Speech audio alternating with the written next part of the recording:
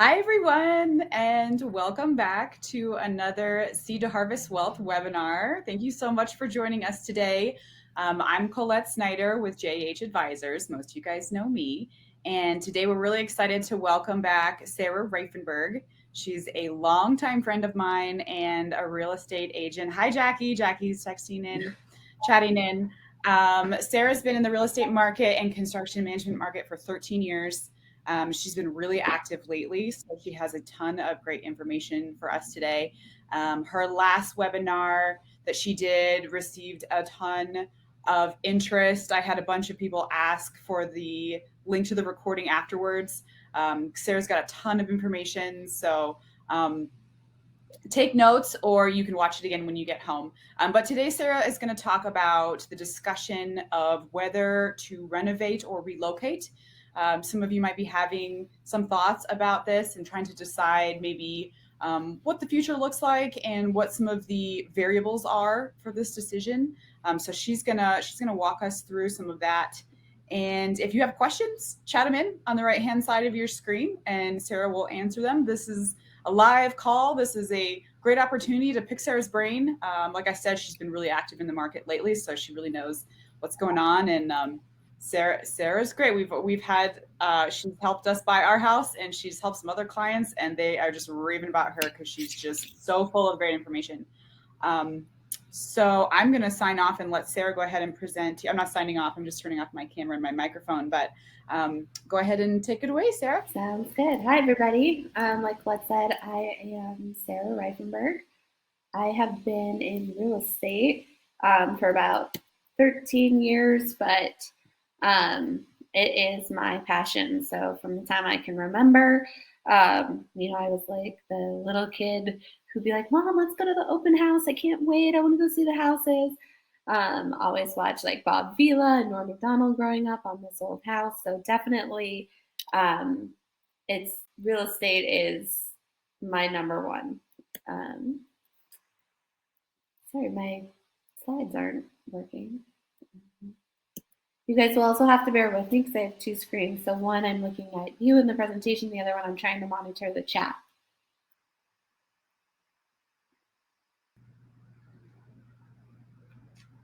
Yeah, I don't. It's not moving. Yeah, it's not. It is. Do you want to try stop sharing and resharing? Yeah. Sorry, guys. While Sarah's troubleshooting, I will mention that we have a couple upcoming classes. The good old trusted, tried and true Social Security and income planning on June 30th. If you know anybody who is in that space and needs some advice on their benefit, claiming their benefit, or needs to decide when to claim their benefit, make sure that you share that information with them. And then Mom Joanne is going to do some market commentary on July 28th and just talk about the state of the market. Just try to keep us updated on what's going on. So be sure to log in or be sure to register for that one as well. There we go. There she is. Okay, we need you to turn your camera back on. Yep. Oh, there you are. Is it clicking through? It should be now. Let's see. I think it's because I've been toggling back and forth between the two systems. Yep. Okay. Okay. So take two. Yeah. Ready, go. Thank you. Sorry for the technical difficulties. So I just wanted to jump right in, as Colette said. Today we're going to talk about renovating or potentially relocating. So the first thing we're going to do is start off with a poll and just try to get people a little bit engaged. So we just wanted to see how many of you out there are considering either renovating or relocating, either now or sometime probably within the next year or so. We're watching the answers come in. It looks like right now there's 4 or 5 yeses, a few maybes, no nos yet.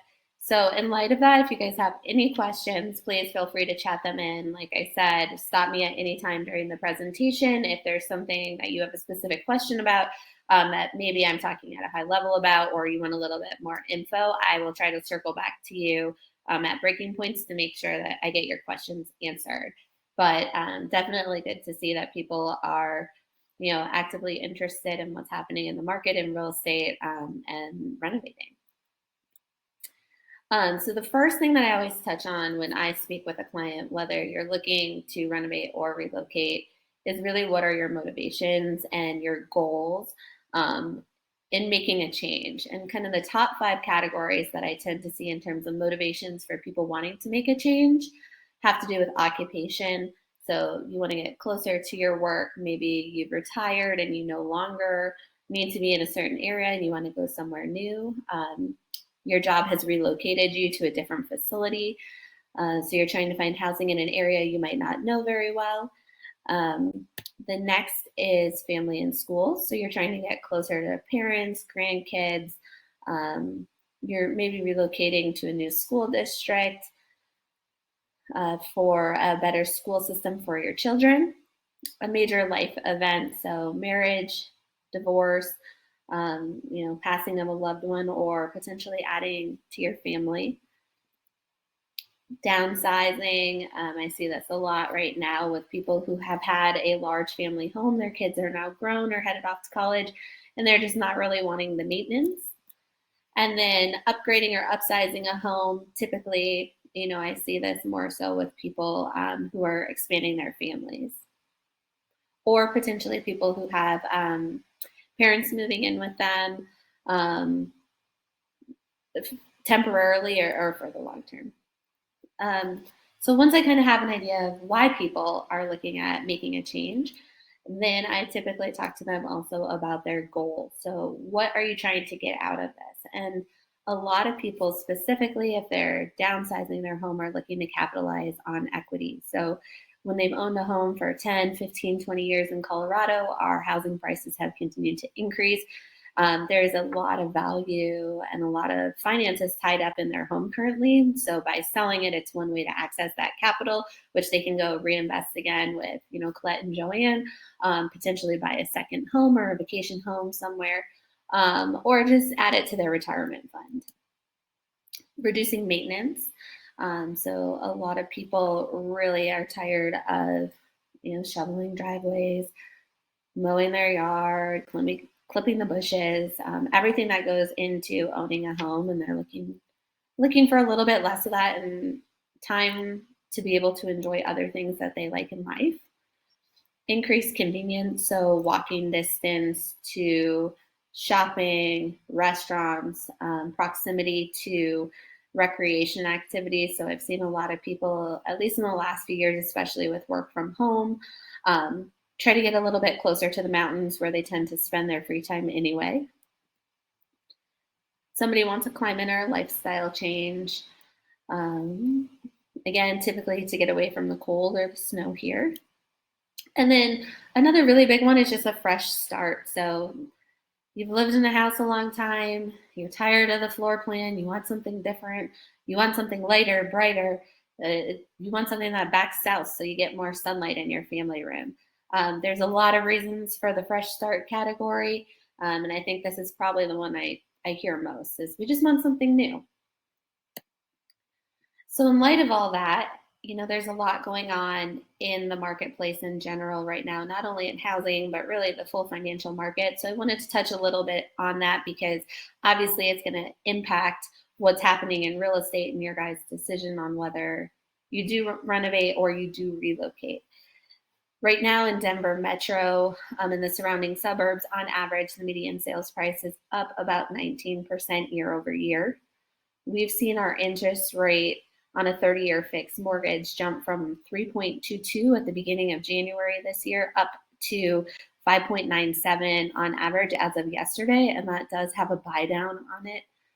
What a buy down means is you're reducing your rate by paying more at closing. We've seen the inflation rate jump up to 8.6%, which is one of the highest since the 1980s.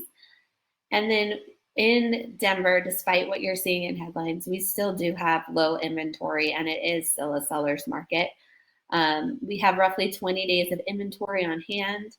How that's calculated is they look at the rate of sales versus the amount of current listings, and that's how they come up with the 20 days. In a balanced market, we're really trying to get closer to 180 days. Um, a lot of the headlines you're seeing right now have to do with seasonality. Typically, we do see inventory increase in June in general. Part of that has to do with homes showing really well. So your grass tends to be green, your flowers are in bloom.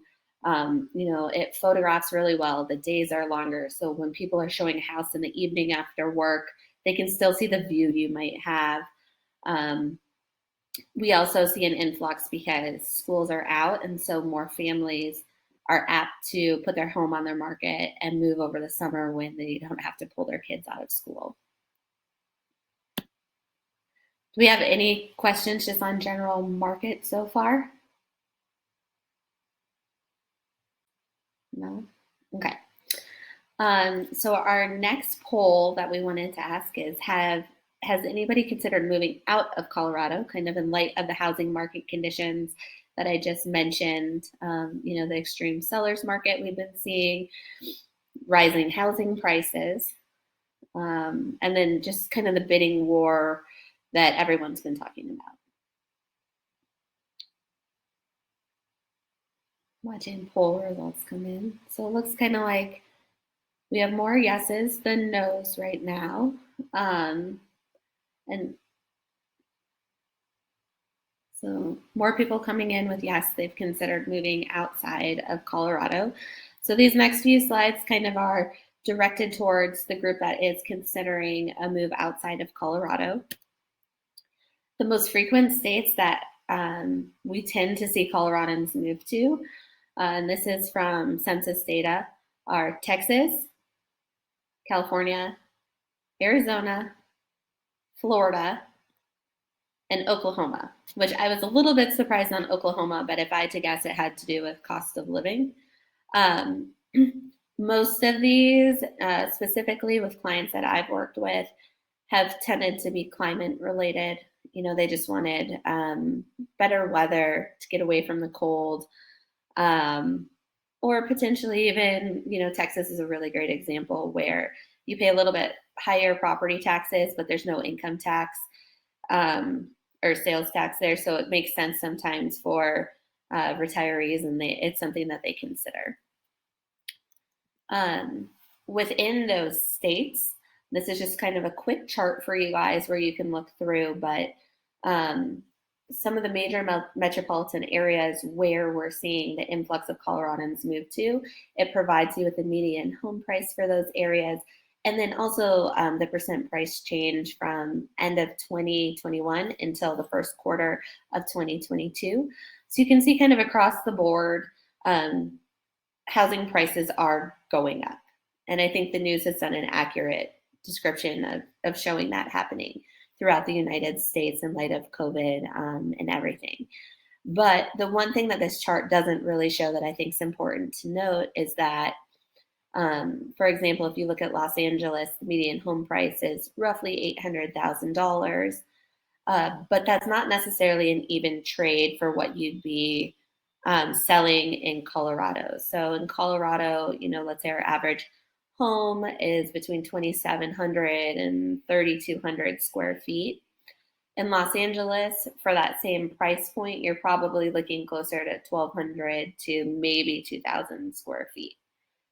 So that is one thing to note when we're looking at affordability and maximizing the equity that you might pull in your home. The expectation of what you're going to purchase in a different city might need to be adjusted. Are there any questions on that?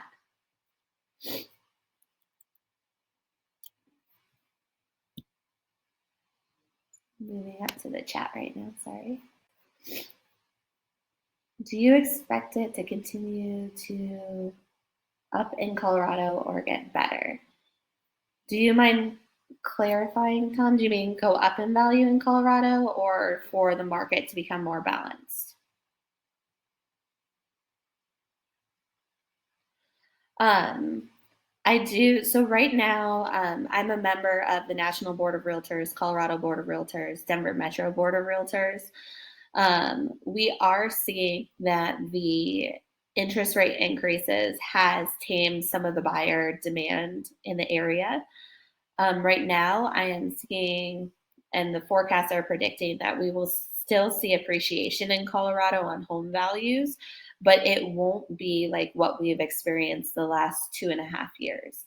Um, each year we've seen record-breaking highs in 19 low 20s in terms of appreciation and the value of our homes rising, where a lot of these forecasts have tamed it back to something much more moderate. So in some cases, data analysts from like Realtor.com, Zillow, Redfin, who are analyzing the markets, are saying it might stabilize between 3 and 7% appreciation.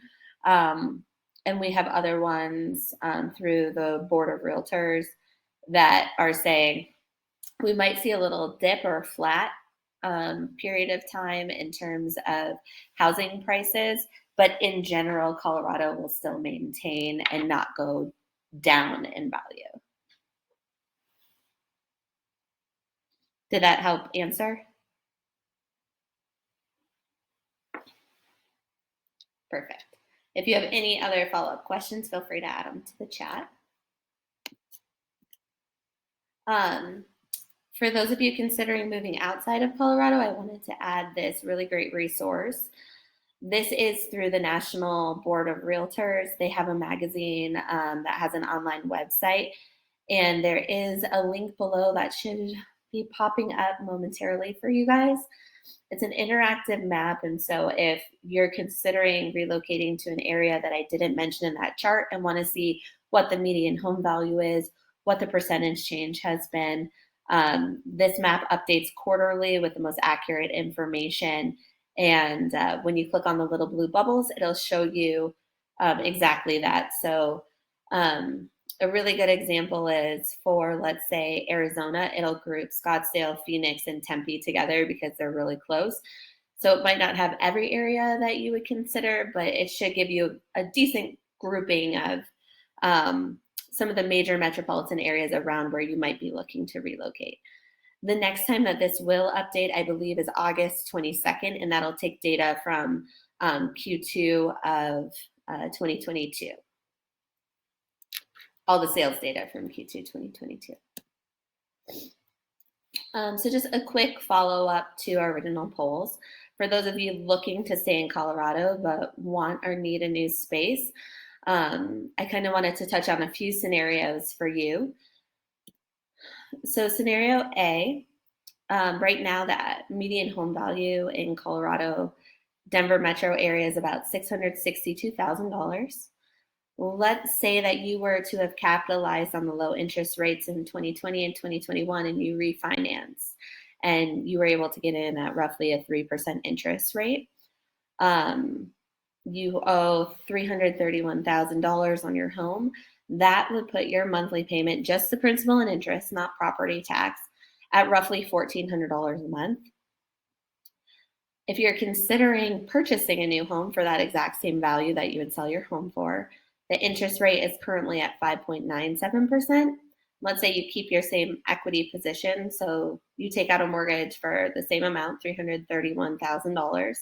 Your new monthly payment due to that increased rate is roughly $2,000 a month. And the reason I bring this up is because with the rate fluctuation and increase, especially recently with the Fed coming in and raising the reserve rate by the 0.75 basis points, it also shot our 30-year fixed mortgage rate up. And what that's done is it's reduced the buying power of some buyers. And in this case, it would reduce this seller and purchaser's buying power by about $100,000 if you wanted to maintain that same monthly payment. So in essence, if you sold your house for $662,000, didn't want to put any extra money down on a new house, but wanted to keep a $1,400 a month principal and interest payment, you would need to be looking to purchase a new home closer to the $565,000 range instead of in the upper to mid 600s. Scenario B has to do a little bit with renovating, and we're going to move into the renovating section of this presentation.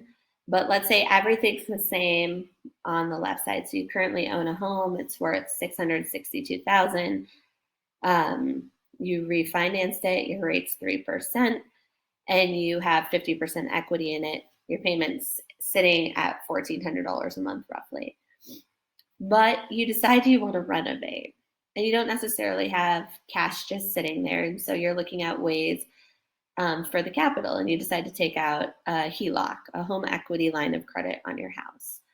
And you want to do your kitchen, bath, and maybe upgrade your curb appeal. So you decide to pull $100,000 just for ease. Um, HELOCs are running around 4.5. It kind of depends on the amount that you're wanting to pull and how much equity remains in your house. So let's say 4.5.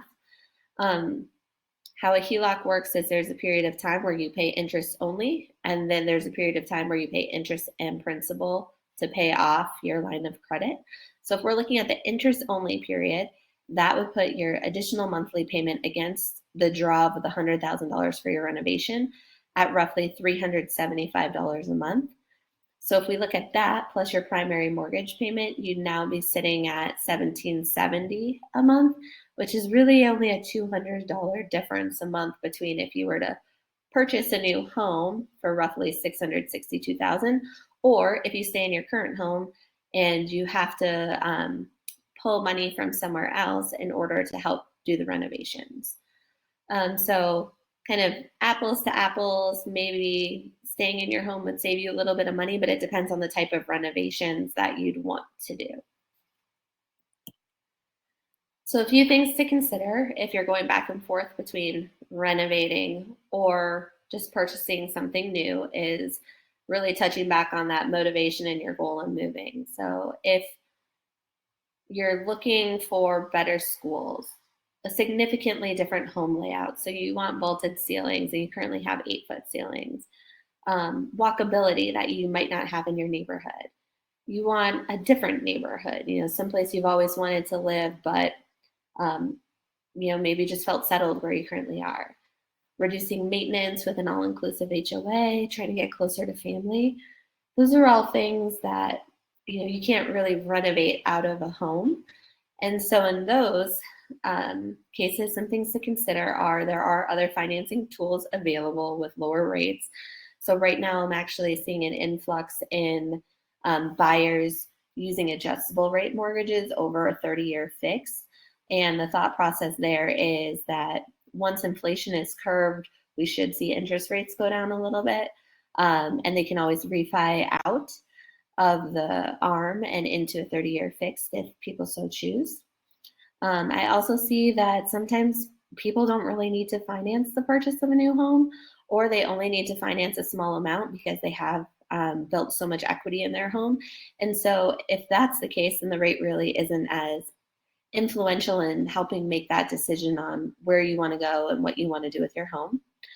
The other thing I did want to flag too is currently there's potentially less buyer competition due to these rate increases because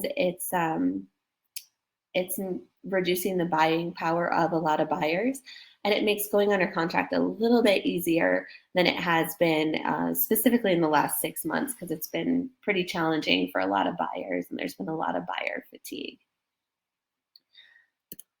So how do you decide what to do? I always suggest a really deep dive into your goals and motivation for why you're considering a move.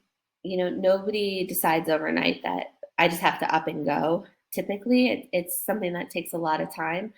And so I always look at goals and motivation and then really look at the financial implications of your options in the move.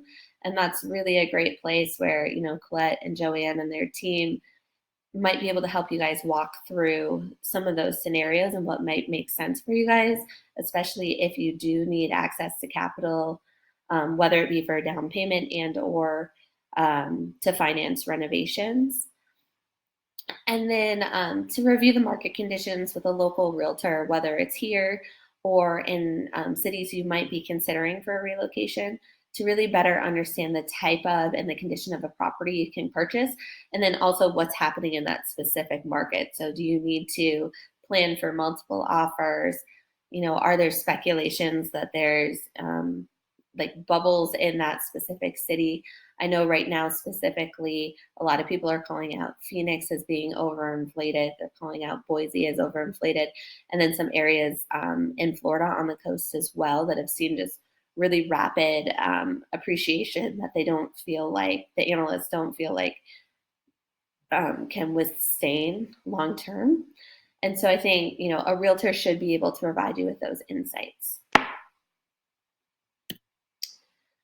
So now we're going to roll into the renovation side of the presentation. So we wanted to do one more poll and see if anybody had any ideas on what renovation of the four below typically provides the highest return on investment. So the first would be adding a home theater room. The second is updating your curb appeal. The third is updating your kitchen. And then the fourth would be replacing the windows in your home.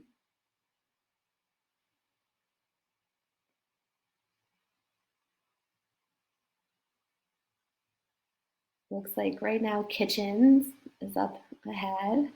We have one for curb appeal and then one for new windows.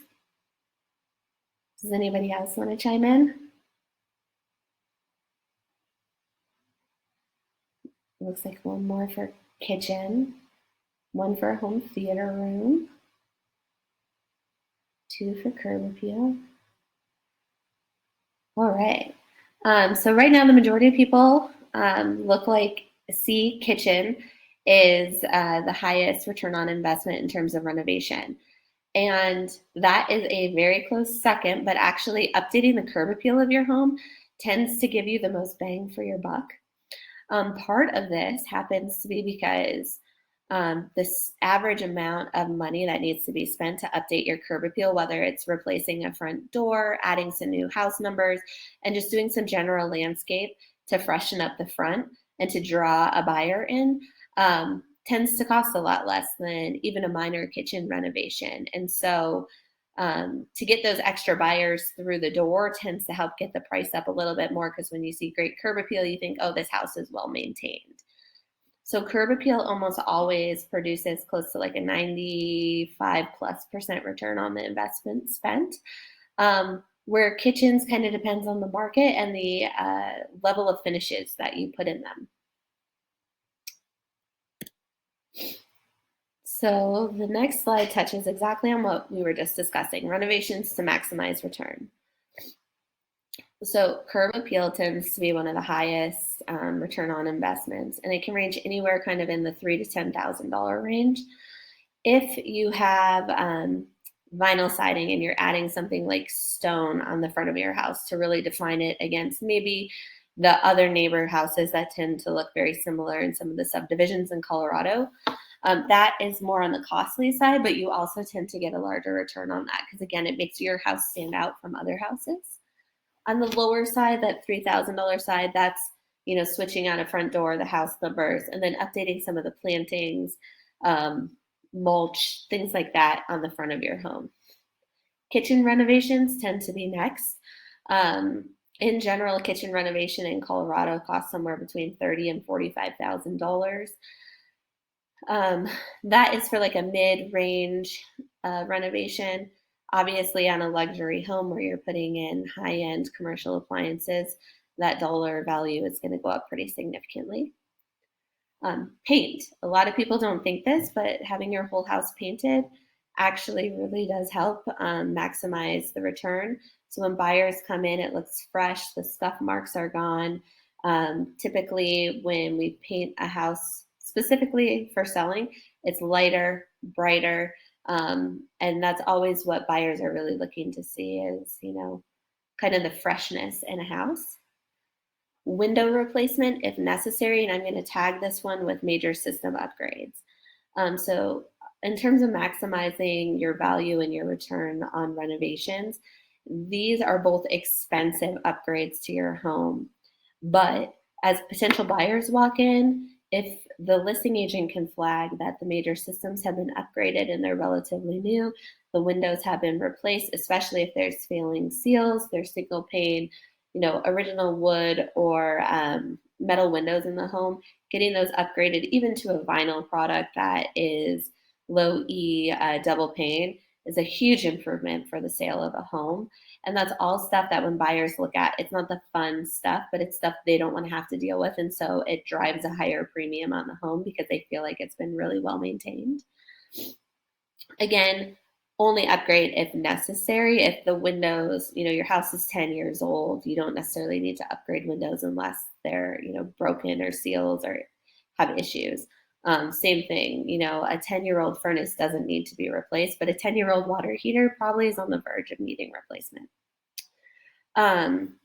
Other things that maximize return are master bathrooms and then finishing out your basement. Master bathroom typically runs between $10,000 and $25,000, depending on the extent and the materials that you choose. And then finishing out your basement for the average, like 1,000 square foot to 1,200 square foot basement, you're probably somewhere in the $40,000 to $60,000 range, and then that goes up if you're adjusting plumbing, adding bathrooms, adding a kitchenette with a wet bar area. Any major structural change adds to the cost of those, but in general, this is kind of a decent ballpark to guide you if you start getting quoting. I would say bathrooms and kitchens do tend to sell the house the most. So when you're looking at where to spend your money first, I would look into those two places. And a lot of times, a minor renovation is enough to maximize the value. So if you have original wood builder cabinets, but they're in really good shape, maybe a refresh of paint on them, updating the countertops and just the fixtures is enough to make a difference in a buyer's mind. And then also adding in a really nice backsplash. The same kind of holds true for a master bath. If you have the time and the funds to completely rip it out and redo it, that's wonderful. If not, a lot of times a good coat of paint, a fresh countertop, maybe switching out the mirrors from a standard builder grade wall mounted mirror to two individual nice mirrors over the sinks, new fixtures is enough, and it goes a really long way with buyers.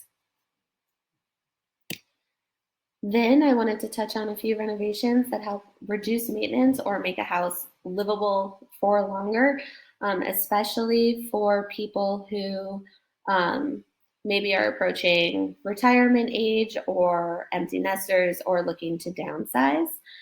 So a few renovations here that I would suggest as an alternative, if you're like, I don't really feel like moving right now, but I really don't want to deal with some of this stuff. You can add artificial turf instead of your grass. Look into xeriscaping or adding hardscaping features to reduce some of the maintenance on the property that you currently have. Right now, Colorado is offering an incentive, a financial incentive to do xeriscaping, and I can pull more information on that, but I believe it is actually subsidized through specific cities in Colorado. So if anyone's interested in that, just ask me in the chat and I will try to get that information directly to you or to Colette to share with you. Minor kitchen renovations, I put this in here, that's replacing leaky faucets, maybe a vent hood that's making too much noise or rattling, checking in on your fridge line to make sure you don't have any leaks in the back that would cause issues down the road, or maybe just upgrading your appliances to give it that fresh look. Exterior paint, that is a great one. A lot of times that's one of the last things we look at doing is painting our exterior, but with the hot Colorado sun, especially on west facing areas of homes, the paint deteriorates relatively fast. I'd say within 7 years of painting, it probably needs a fresh coat.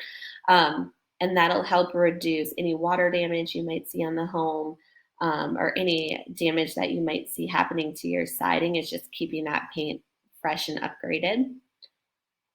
Window replacements as necessary, same thing, can help reduce heating and cooling bills. Major system upgrades, same thing, runs a little bit more efficient, helps keep costs down. And then to the tie more into, staying in your home for a longer period of time if you don't necessarily need or want to sell right now, but are planning for the future, would be sometimes the current floor plans of a lot of homes in Colorado allow for a conversion of a powder room on the main floor to be turned into a full bathroom with a shower. So you could always do a walk-in shower there. And sometimes you might have to convert the laundry room in the process. But it does give that option of potentially getting a full bath on the main floor, where you also might be able to redefine an unused space into a functional space. So, an extra bedroom. Maybe you had it as an office, you're not necessarily working a 9 to 5 job anymore. You don't need it as an office, where you can convert it long term into a bedroom if necessary. So, then a few tips for renovating that I always like to share with people. Living in a construction zone can be very, very stressful. So plan ahead. If you're somebody who doesn't like dust, dirt, grime, people coming in and out of your house, worrying about, valuables and what might happen there, just have a backup plan. It can be expensive to go rent someplace for a while a renovation's happening and then move back in. But it might be perfect for your peace of mind. I would suggest always interviewing and quoting with at least contractors for every single project you look at undertaking. And prior to hiring any one of those, ask for references, photos of their work, and make sure that your communication style aligns with theirs.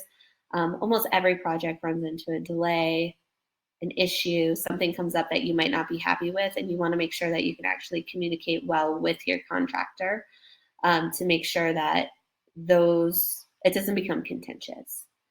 um, Outline timelines and major milestones, and mentally prepare for delays. Right now, with all the supply chain issues, tiles delayed, cabinets are delayed. Um, People who are building stuff for you, even when they say it's going to be done tomorrow, it's done 4 or 5 days later, and that's just kind of the marketplace we're currently in. So you have to just make sure you're okay with that, and your contractors are understanding that too. Ask if they'll be working on multiple projects or just yours. And this is really important because there's going to be days where you would come home and say, "What happened today? Nothing got done." Or, "Where is he?"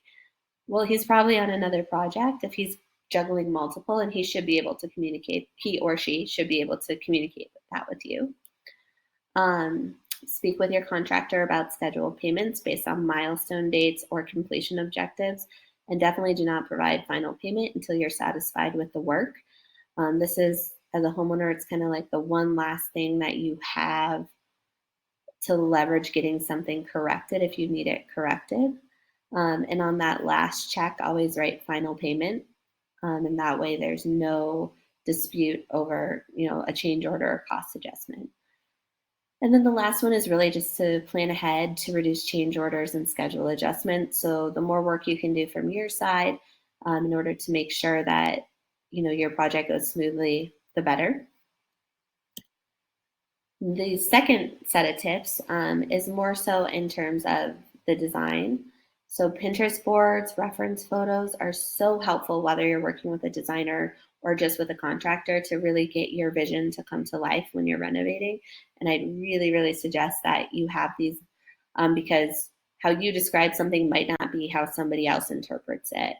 But having the visuals makes it very clear. Materials across the board have long lead times currently, so check timelines prior to falling in love with something.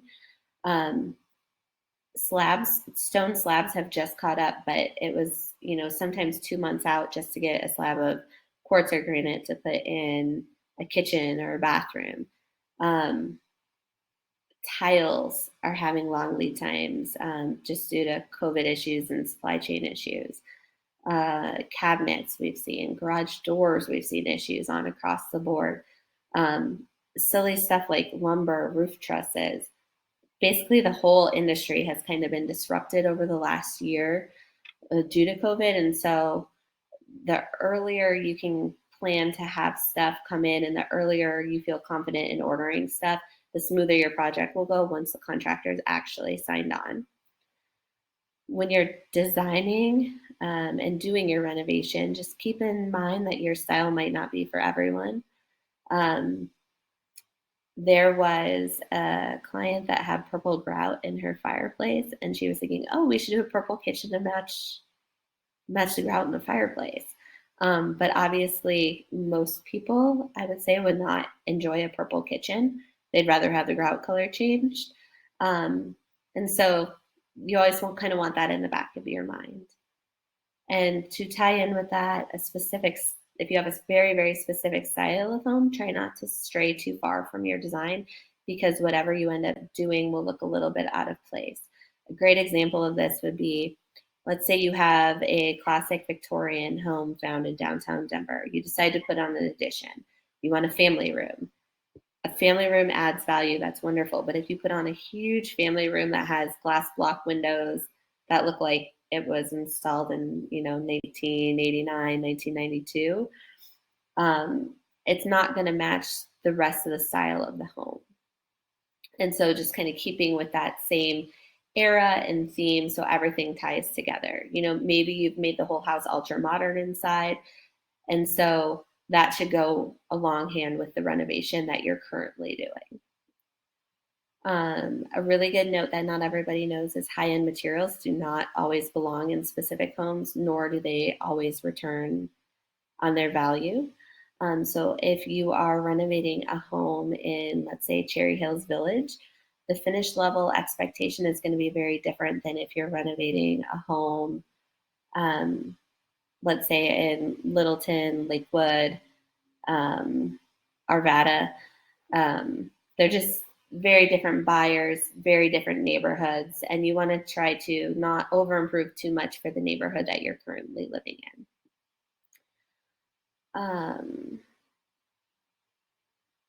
Oh, sorry, I left the last two on here, but just a few other tips for renovating in general. Some places that I found that have been really helpful to keep costs down but still give high-end finishes. If you're unfamiliar, for tile and flooring, I would take a look at Floor and Decor.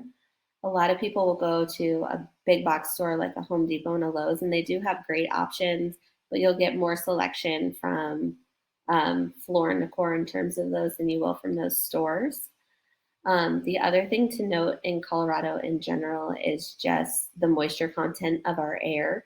So if you are looking at doing a solid hardwood product or an engineered product, they are a little bit harder to install and have them maintain and look good here just because a lot of those products are produced overseas or in areas of the country that have significantly more moisture in the air, so they tend to shrink when they come to Colorado. And that's why in some of the homes, you will see gaps in between the flooring here. It's because they weren't acclimated properly. So keep that in the back of your mind if you're going with a true wood product. And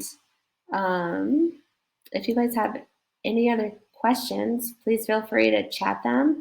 And otherwise, I am going to add a little handout here. So I've created a handout that I've shared with Colette, and you guys should be able to download through Demio. And it has trusted resources that I've personally used and that agents within my company have used and have highly recommended. I would say one of the number one things that I have found to be true is when you get a personal reference from somebody, the level and quality of work tends to be better than when you're just fishing around on like a home advisor or even like a next door sometimes. And so these are some trusted resources that I have used. It's not a comprehensive list, so if there's any other specific type of contractors that you guys are looking for, whether it be a handyman or a general contractor, maybe somebody to add windows or something like that that's not on this list, just feel free to reach out directly to me, and I'm sure I can pass along a few names to you. Awesome. Well, I just shared Sarah's contact information. It's in the chat over there. There's her email and her phone number. Sarah has, as you can tell, a wealth of knowledge. And I highly recommend that you contact her if you're looking for a real estate agent or if you need someone or if you know someone who needs help. Sarah obviously knows a lot about her craft. She also is an excellent seeker of value and helping you look through your entire picture to make sure that you are getting the best deal and you are making the most of the resources that you have. She's amazing in that way. And if there are any other follow-up questions, I will mention one more time, we have two events coming up, the Social Security and Income Planning on June 30th with Joanne, and Joanne's thoughts on the market on July 28th, and you'll get those emails. Um, you know what we did last time, Sarah, that I'm just remembering is we had them answer if they wanted to get emails from you. Would you like to offer that again for this class? Sure. Okay, Yeah. I'm going to go ahead. I'm going to add a little poll real quick here. Emails from Sarah. Sarah's going to shoot out some emails with other great valuable resources like the one she shared today. And you have the option to opt into her email list if you want to. Yes, no. Okay, I'm going to share this. One last poll on the right hand side. If you want to get emails from Sarah, that's not how we spell emails, Colette. Oh well. Typing fast here, people. I will share the people who said yes with Sarah, and she'll just drip on them with all of her great information and continue to keep everybody as informed as possible as we move through some of these crazy markets and move into new homes and renovate our current homes. And So for emails, I just want to let you guys know too. I try to only send one once a month, and it just has a quick market update with what's happening in real estate to give you guys an idea, keep you updated on Colorado, and then it typically has some sort of tips, tricks, resource guide in there as well. So I don't like to flood email boxes, but just enough so that if it piques something for you and you have more questions, you have my email address.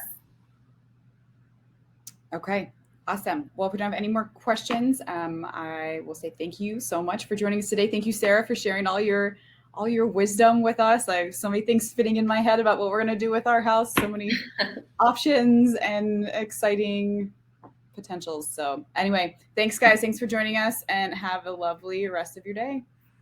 Thank you.